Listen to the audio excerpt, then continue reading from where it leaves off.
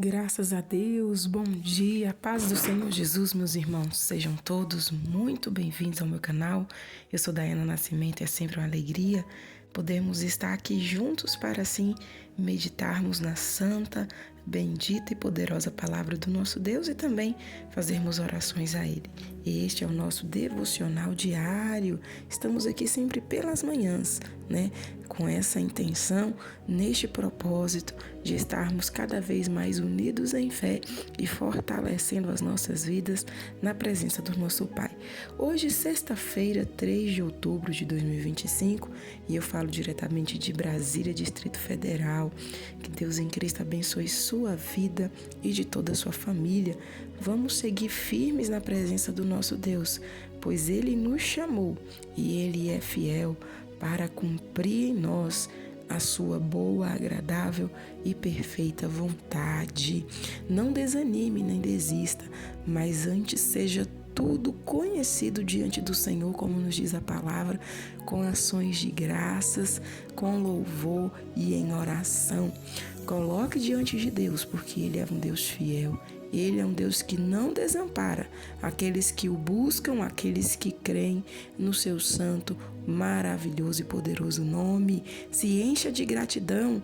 Tire todo o mal que esteja rodeando aí a sua mente, o seu coração. Tira toda a insatisfação, tira toda a reclamação, coloca um sorriso no rosto, lança fora as preocupações, creia em Deus. Dessa maneira fica mais fácil, você vai ficar mais leve e vai conseguir resolver tudo que estiver aí ao seu alcance. E o impossível a Deus pertence, Deus é o poderoso para realizar o impossível sobre as nossas vidas. Vamos lá. Nós estamos lendo o Evangelho segundo escreveu Mateus e hoje nós estaremos lendo o capítulo 22. Eu te convido a pegar a sua Bíblia desde já e vamos estar lendo a palavra de Deus. Fique à vontade para fazer seu pedido de oração, fique à vontade para compartilhar este conteúdo e se ainda não for inscrito, se inscreva no nosso canal, tá bom? Muito obrigada pela sua companhia, muito obrigada pela vida de todos os irmãos que estão aqui diariamente, semanalmente, que Deus abençoe. Mateus capítulo 22, leiamos a palavra de Deus. Inicia assim, a parábola do banquete nupcial.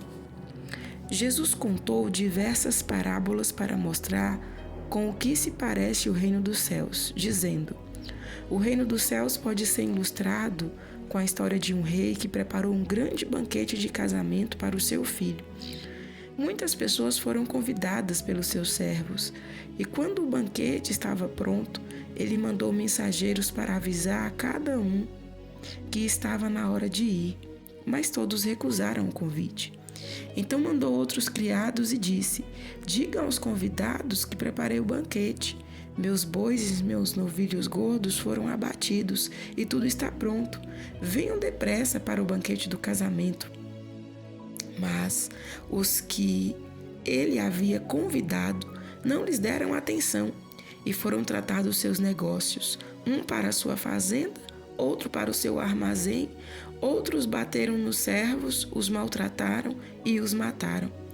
Então o rei irado mandou o seu exército, destruiu os assassinos e pôs fogo na cidade deles. Então disse aos seus servos: o banquete do casamento está pronto, mas os que eu convidei não são dignos dessa honra. Saiam pelas esquinas e convidem todos os que vocês acharem. Assim fizeram os servos, trouxeram todos os que puderam achar, tanto os bons como os maus, e o salão do banquete de casamento ficou cheio de convidados.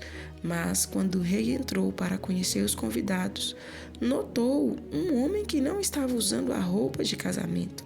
Amigo, perguntou ele, como é possível você estar aqui sem a roupa do casamento? E o homem não teve resposta. Então o rei disse aos seus auxiliares: amarrem suas mãos e pés e joguem esse homem na escuridão, onde haverá choro e ranger de dentes, porque muitos são chamados, mas poucos são escolhidos. Dai a César o que é de César. Então os fariseus se reuniram para tentar achar um jeito de apanhar Jesus, dizendo alguma coisa errada que servisse de motivo para o prenderem. Decidiram enviar alguns de seus discípulos, juntamente com os herodianos, para fazer-lhe esta pergunta: Mestre, nós sabemos que o Senhor é sincero e íntegro e ensina o caminho de Deus conforme a verdade, sem se preocupar com as influências de opinião dos outros e nem julga pela aparência. Agora diga-nos, está certo pagarmos imposto a César ou não? Jesus, contudo, percebeu a má intenção deles e perguntou: Seus hipócritas, a quem vocês estão querendo fazer de tolo com suas perguntas astutas? Vamos, mostre-me uma moeda usada para pagar imposto. Eles puseram na mão dele uma moeda pequena. De quem é o retrato desenhado nela? Perguntou Jesus. E de quem é este nome abaixo do retrato? De César, responderam. Então disse ele: Deem a César o que é dele, e deem a Deus tudo quanto pertence a Deus. A resposta dele surpreendeu e confundiu a todos, e eles foram embora. Os saduceus e a ressurreição. Mas naquele mesmo dia, alguns dos saduceus, que dizem que não há ressurreição, vieram a ele e perguntaram: Senhor, Moisés disse que se um homem morresse sem filhos, seu irmão deveria casar-se com a viúva e dar-lhe descendência. Ora, tivemos entre nós uma família de 7 irmãos. O primeiro destes homens casou-se e logo morreu, sem filhos, e assim sua viúva se tornou esposa do segundo irmão.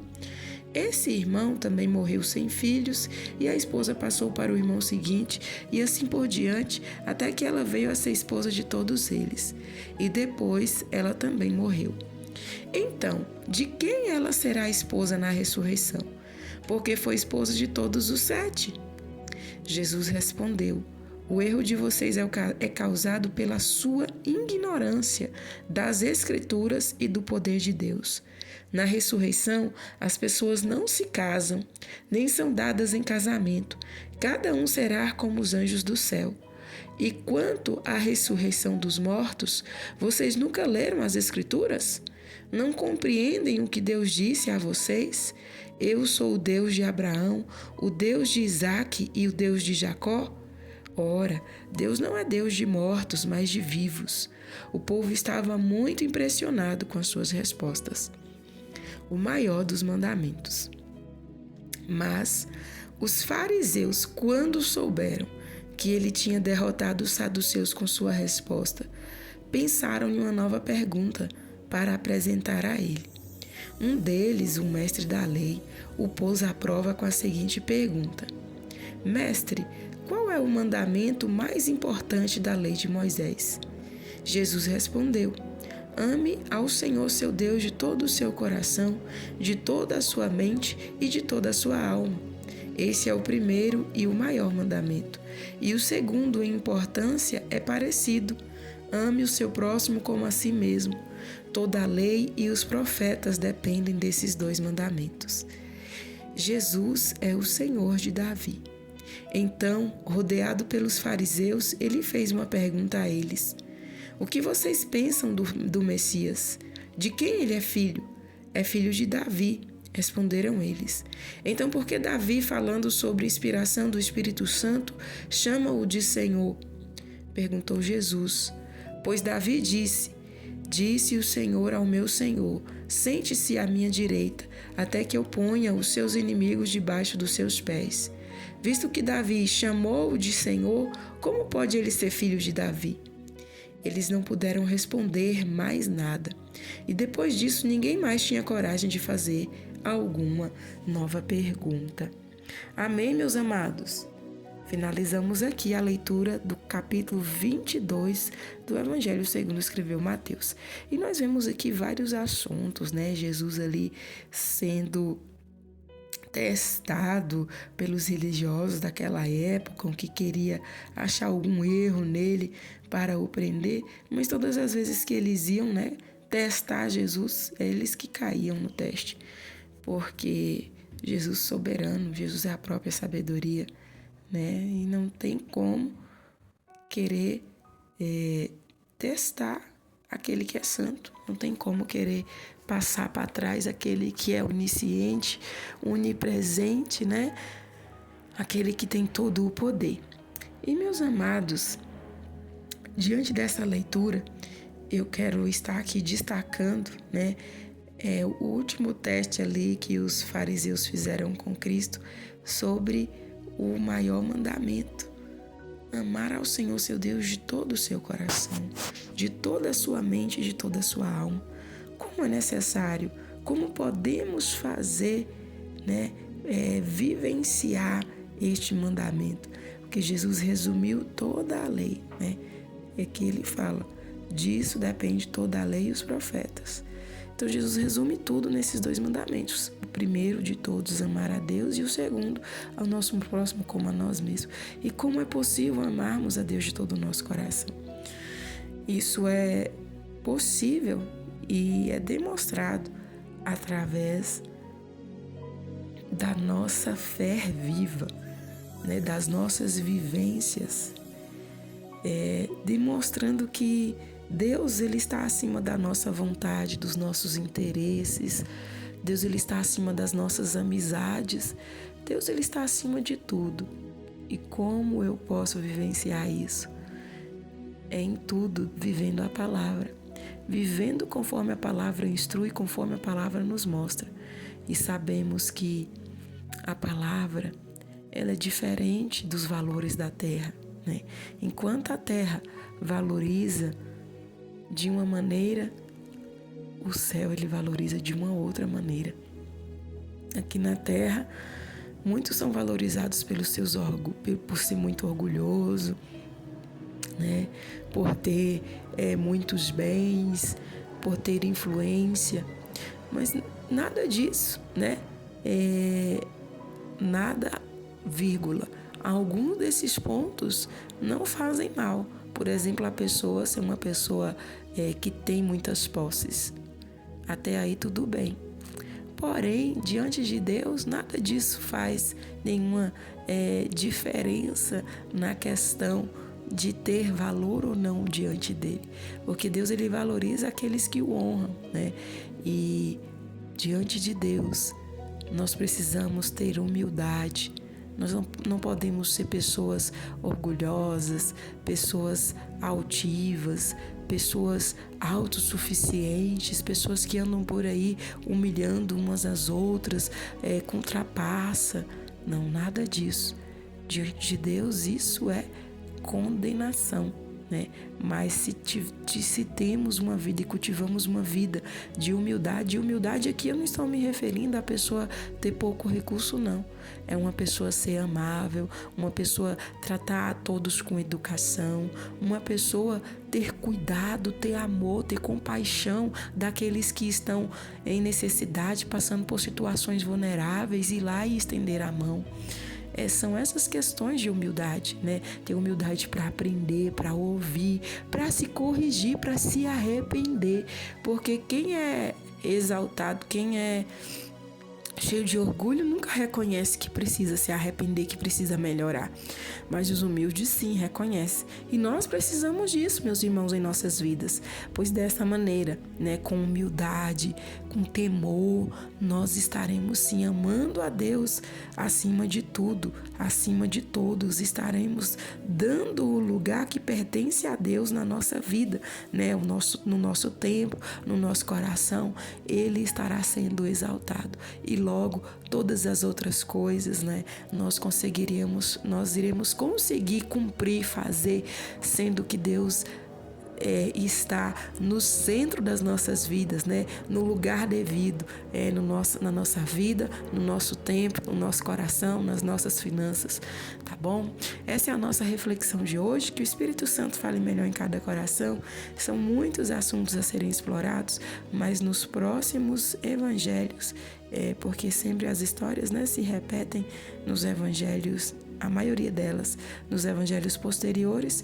Então nós teremos aí a oportunidade de poder estar explorando mais desses assuntos. Vamos orar neste momento, vamos falar com Deus? Pai querido, nesta hora eu quero te louvar, te bendizer e te agradecer por mais essa oportunidade que nos concede, pelo teu grande amor, pelo teu favor, pela tua infinita bondade e misericórdia, pelo fôlego de vida que o Senhor tem dado a cada um de nós. Eu peço ao Senhor nesta manhã que venha estar conosco, nos guardando, nos livrando do perigo e do mal, nos cubra com o precioso sangue de Jesus, nos purificando de toda a iniquidade, de tudo aquilo que não lhe agrada, e que a tua bênção esteja estendida sobre a vida nossa e dos nossos, alcançando os de perto e os de longe, onde quer que estejam, Pai, nessa nação ou fora dela. Nós clamamos pela bênção do Senhor sobre a vida de toda a nossa parentela, de todos os nossos amigos e irmãos, de todo o teu povo sobre a face da terra. Nós clamamos pelo livramento do Senhor estendido sobre a vida de cada um de nós. Livra-nos, ó Pai, dos acidentes, livra-nos dos atropelamentos, livra-nos das balas perdidas, livra-nos das seduções de Satanás, livra-nos das ciladas do diabo. Guarda, Pai, a cada um de nós debaixo do teu esconderijo. Repreenda a fúria do mal contra a nossa vida e contra os nossos. Abençoa todos quanto têm se esforçado para te servir, para te seguir, para estar na tua presença. Acalma este coração, meu Deus, que está, meu Deus amado, acelerado, que está, Senhor amado, de uma maneira assim, sem equilíbrio. Traz, Senhor, calma, repreenda todo o mal sobre essa mente, sobre este coração. Repreenda, Senhor, e dê a vitória. Repreenda todo o desespero, toda a angústia. Repreenda nesta manhã. Venha trazer, Senhor, a solução para essas situações difíceis que este irmão, que esta irmã, que este jovem, que esta criança está enfrentando. Venha dar a vitória, venha dar a resposta. Abençoa os obreiros da tua casa, abençoa os pastores, missionários e levitas, que possam prosseguir firmes na tua presença, te servindo de todo o coração. Abençoa, Jesus querido, a cada um dos teus servos. Abençoa as nossas crianças, guardando e livrando de todo o perigo e de todo o mal. E venha ser conosco, Pai, dando a cada um de nós um dia de paz, um dia de bênçãos, um dia de vitórias, Pai, um dia de sucesso, para a honra e glória do Teu nome santo. Ser conosco, pois dependemos e precisamos de Ti. Em nome de Jesus eu oro, te louvo e te agradeço, pois sei que és fiel. Em nome de Jesus, amém e amém. Graças a Deus. Meus amados, nós vamos ficando por aqui. Que Deus abençoe a sua vida ricamente, de toda a sua família, e estaremos de volta amanhã, se assim o nosso bom Deus nos permitir. Fiquem todos na santa e gloriosa paz do nosso Senhor Jesus.